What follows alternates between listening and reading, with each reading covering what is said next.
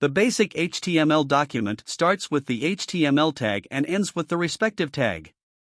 Inside a HTML document, there are two parts: head and body.